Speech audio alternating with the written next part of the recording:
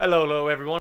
Welcome back to the Accounting DM. It's me, Saxius, and what I want to do in this video is I effectively want to show you what I do as a DM behind the scenes, what I do between sessions, and what it is that I work to basically account for all of the various things and the various factions that live and breathe in the world to basically bring story hooks to my players, but also to throw wrenches into their plans, as well as sometimes just making the world a bit more chaotic. So what I'm gonna do is I'm gonna show you the core book that I use for this, and you will see here it is one of the Sine Nomine products. This one specifically is Worlds Without Number, and specifically it is the free version. The thing that you will find on Drive-Thru RPG is that Sine Nomine provides a free version, which, as you can see, it has everything that you would need just to use the book. It has all of the core elements. It has all of the rulings that you need to pick up this system, this rule book, and run it, and you don't pay anything for it. So that's great already from the beginning. And the difference that you'll then find between this version, the free version, as well as the paid version, is that Kevin Crawford then inserts additional chapters which expands and enhance upon your game.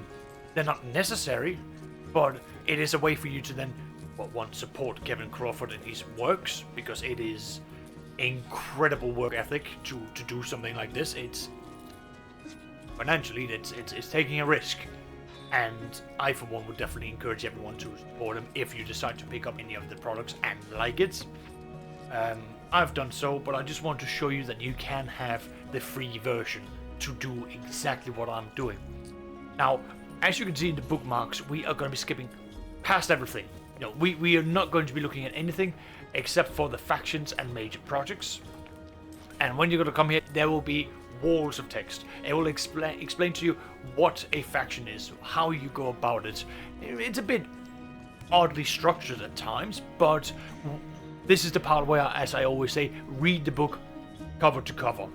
And you will find that as you start reading through it, there will be a number of things that will stand out.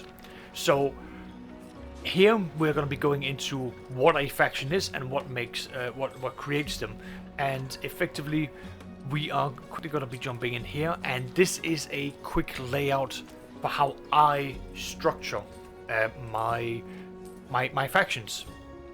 Now you're going to have big factions, medium factions, and small factions, which is the exact same of what you'll find in here when you go in and you start generating them. It will come through later on, a bit further down, but let's just go quickly through, because you can see that well, they're gonna have their own stats. They're gonna have, hit points. There's gonna be treasure. Well, we'll get to that in a bit. But before I get too deep into the weeds, I just want to address the big thing here. You're gonna have big factions. You're gonna have medium factions. You're gonna have small factions. And the important thing to differentiate between all of these three is the scale and the scope of what they are going to be representing. A big faction can be anywhere from as big as the Roman Empire to the Mongolian Empire, but it can also be zoomed all the way in, and it could be a duchy.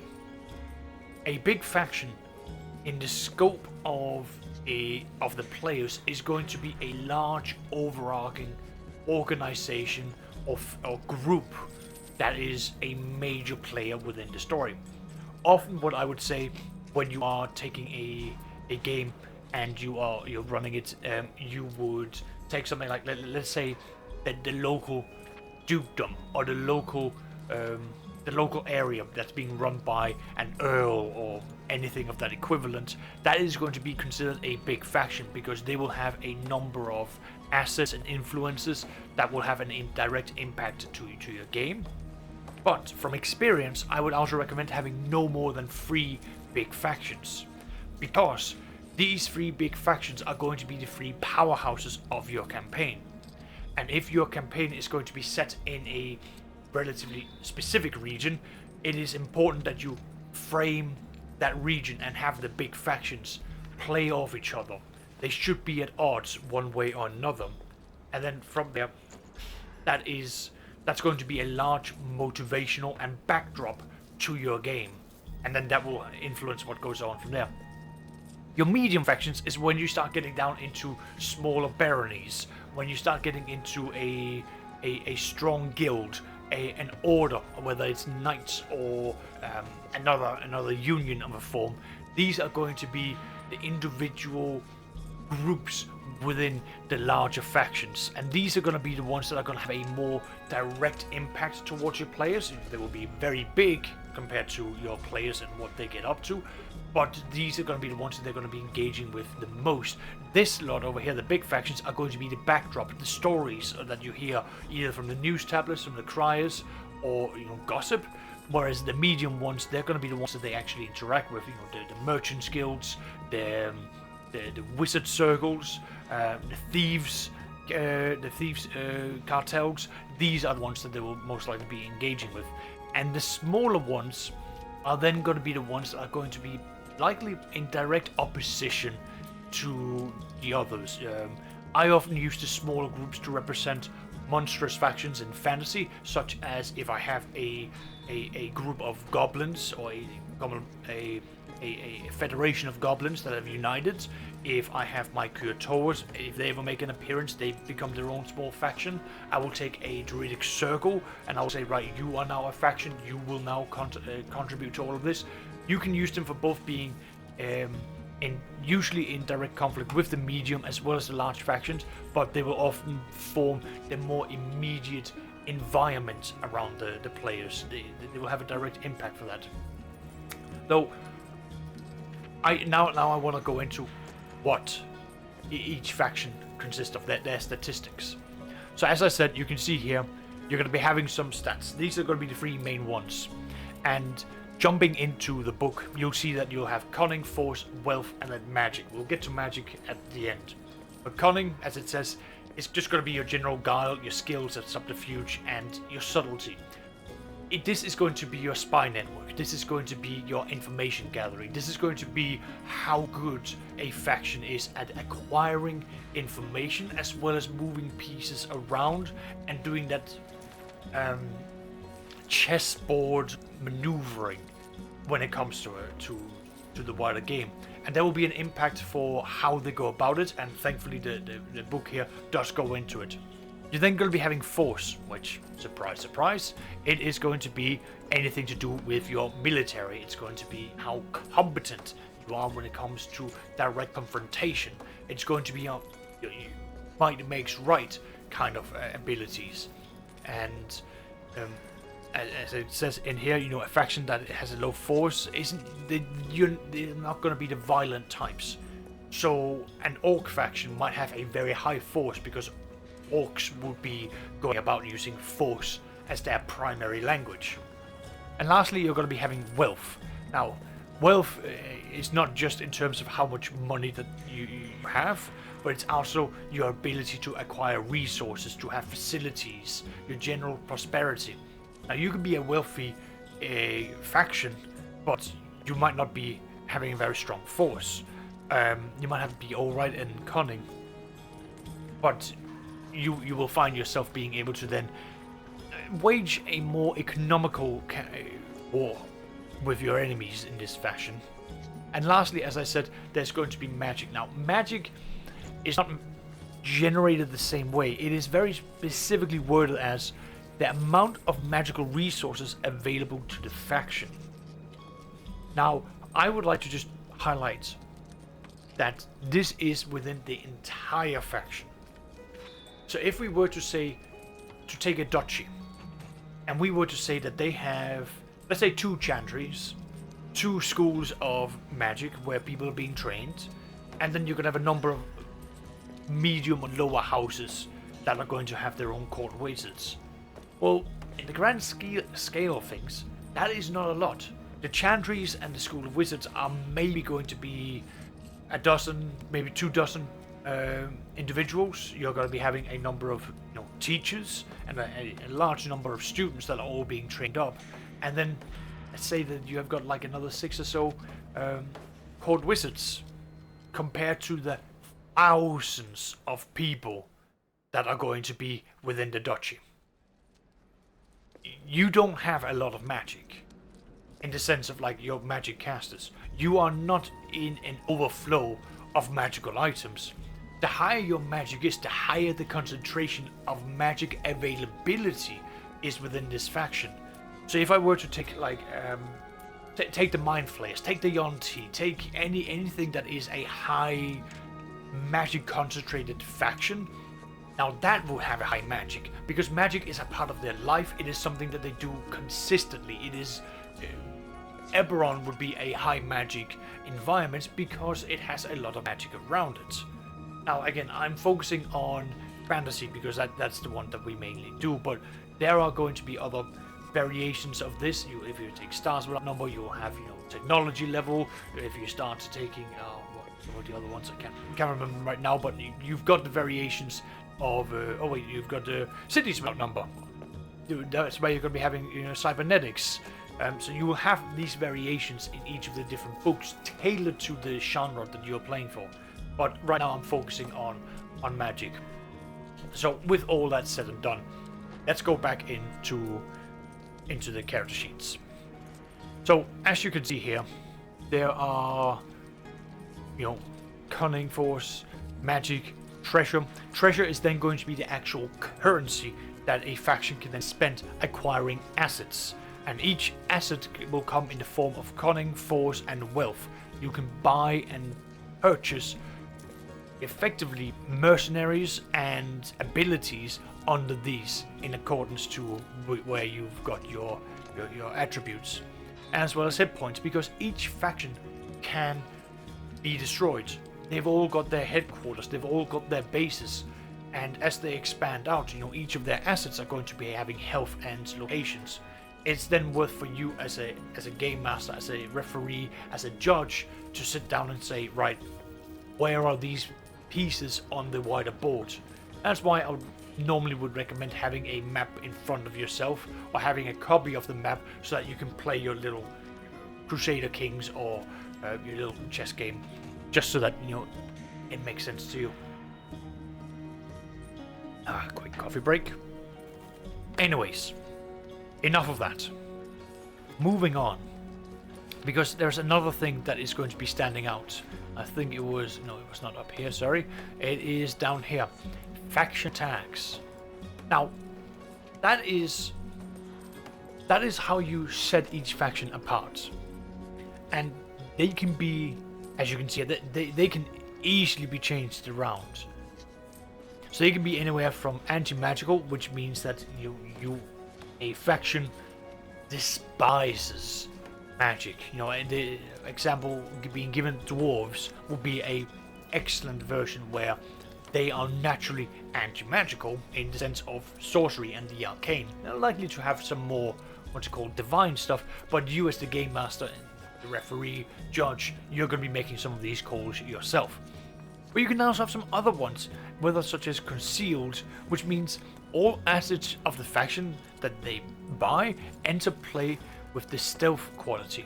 Now, this would then allow them to be a lot more subtle, and this in its entirety will allow you to have a faction which is all around subterfuge, stealth, manipulation, and surprise attacks. Very good for an assassin guild. Also very good if you wanted to have a faction that is doing behind the scenes manipulations or unregistered economical warfare. You're at my channel, you know what you're getting at this point. It's your own fault. So with that said and done, that is the baseline for this. And then after every adventure that the players have had, or after every 30 days of time having been passed, and when I mean 30 days, I do generally mean get out your calendar and start marking it down, because every 30 days you are going to be rolling the faction turn. This is then where all of the factions here are going to go out, and they're going to be doing things. They are going to be causing trouble. And like on that note, I just want to show you what it looks like when I go and I make some of these. So this is an example from my second edition AD&D campaign. Now, I chose not to go into the weeds and do every single asset and ability that they had. Instead, I focused primarily on the powers, and for these factions to become a more what's it called? They will become more loosely based to allow the players to still be at the center point of the story. But I'll have to dig it out what I did with my Shadowrun game as I methodically went through everything. However, this is what you will end up having, where you have something like the Drakeshian Empire, the Drakish Empire, which I've described as being massive. And I added a comment in for myself where effectively you will find that the faction is it's an empire, it's huge, and if it goes into combat with another faction which is weaker than itself, that doesn't have any massive attributes, well, then it will just win. No rolls needed. The empire in this game is so big that, frankly, you are just going to be losing. They will win by sheer numbers, which is what is going to be making them scary. Mystraia is then my kingdom of monsters, and I do genuinely mean monsters. It is ruled by an ancient red dragon, and it is martial, which means that you will find it is devoted to war. And Mystraia and the Drakish Empire are in a current deadlock. Well, a deadlock that's only been recently broken by the Empire, though Mystraia is going to be counteracting that because, as the martial ability read, they get to roll one additional die for their attacks. Which means when they come out swinging, which they will, you will see that they will have a force of 7, whereas the Empire only has a force of 6. But the Empire is cunning, meaning they prepare traps and gather up a lot of information, counteracting their force. It is a brutal war between these two factions, and it serves as a good backdrop to the players because they hear some of the terrors of the front line.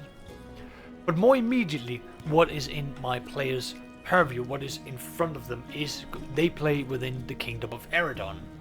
And the Kingdom of Eredon is an amalgamation of the feudal England and feudal France, where they have been beaten and battered several times over by Mystraia, meaning that they've had to set themselves up as being a highly supported kingdom, meaning every time Mystraia has done attacks against Eredon, Eredon's ability to have a good logistical support means that they've been able to just bounce back.